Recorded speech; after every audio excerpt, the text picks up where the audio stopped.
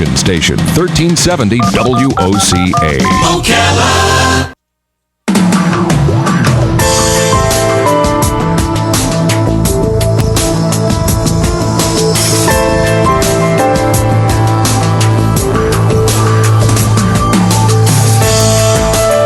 All right, 20 minutes after 10 o'clock. Thank you for tuning in. Have you seen photos of that algae bloom down in South Florida? Yeah, it's so scary. It's awful looking. I don't know that I understand the science behind that, but it's something to do with they got the water out of Lake Okeechobee and it messed up things, and now there's, and all the politicians are having an argument about it, what to do about it. The only thing I would think is this: if it looks that nasty, kids, you can't go swimming in it. No. That would be my big thing. I don't know what happened. I don't know how it caused it. I don't need to know the science behind it, but I can tell that doesn't look safe to swim in. But sometimes you look at water and it looks safe to swim in, and it's not.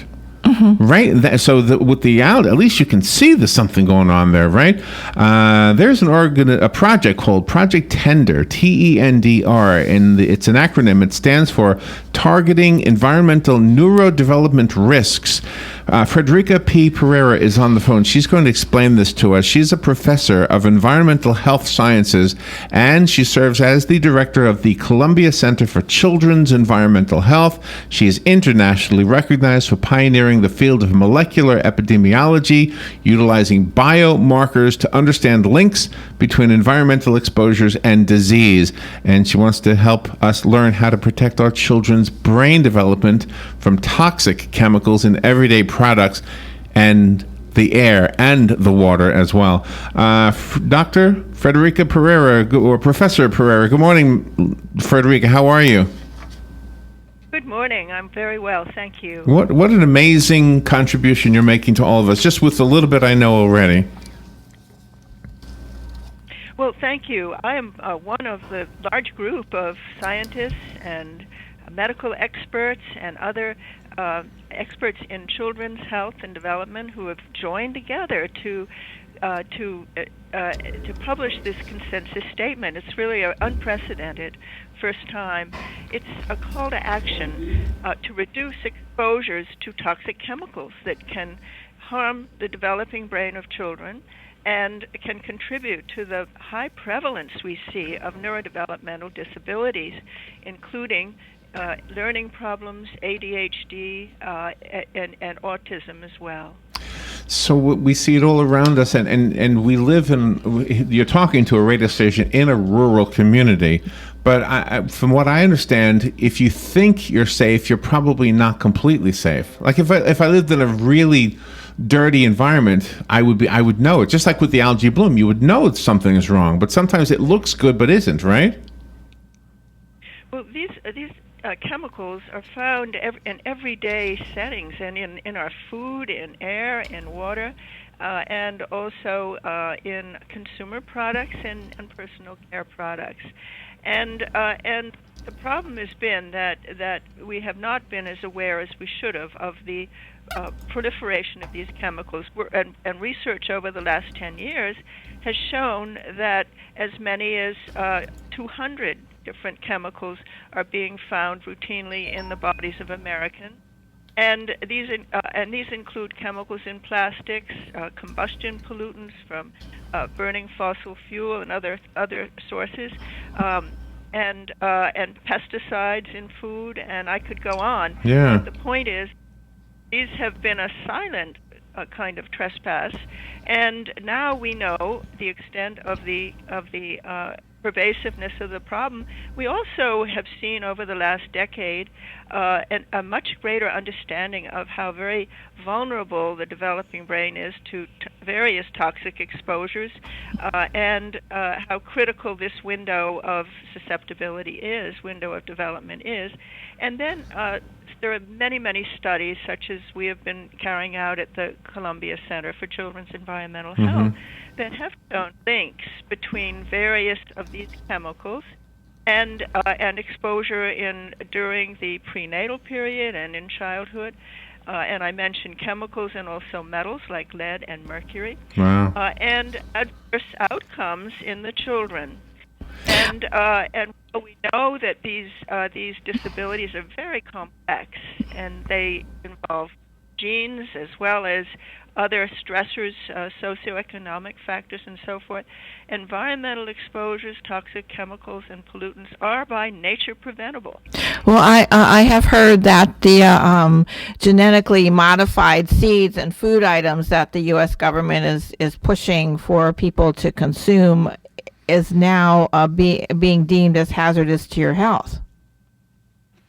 Well, we have not actually dealt with GMO foods. We have stuck to the burden of chemicals and pollutants in the environment and the knowledge base that has been developed. And on the basis of that, and the fact that we have seen these developmental problems in children increase to the point where 1 in 6 children is affected by at least one of these developmental problems, that we have come together to say it is time for action on the part of government, on the part of business, and this means adequately testing chemicals before they're marketed and before they're released into the environment. Oh, okay. Do we have any that we can stay away from, especially baby foods? Are there any? I mean, I don't know if you want to name names but I mean, are we safe getting the prepackaged items for our babies, the formula, the baby food, etc.? Well, there's a lot we can do to avoid these exposures. Reducing pesticide exposure by choosing foods that we know are organically grown, and that's fruits and vegetables, and choosing seafoods that are low in mercury, like salmon, trout, sardines, and breastfeed babies if it's possible, and make sure water is lead-free. And then flame retardants in furniture that children are exposed to, high chairs, sofa, mattresses, those have been shown to be toxic. And oh, really? When buying, yes, avoid those products and ask for products that are labeled free of the toxic flame retardants. And then in the home, don't smoke, don't burn wood and cook. Don't cook in a way that isn't ventilated. Avoid idling car exhaust. That's another exposure to pollutants that are neurotoxic.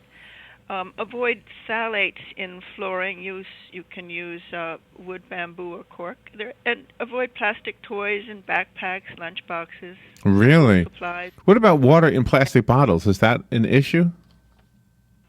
Well, of course, many manufacturers of plastic bottles and baby bottles now produce these products without bisphenol A, which is one of the chemicals we're concerned about, and you look for the labels on those.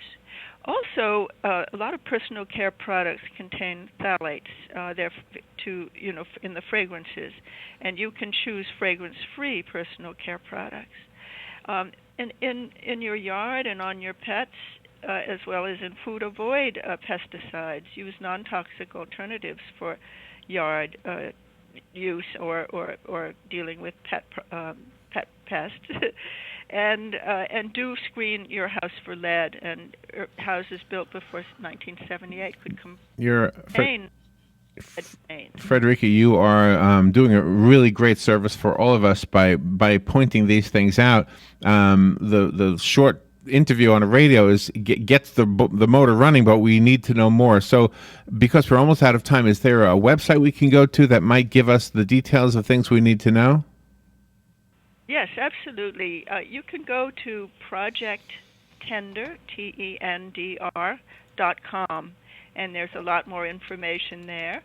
And also the various children's environmental health centers, ours, ccceh.org, also contains information.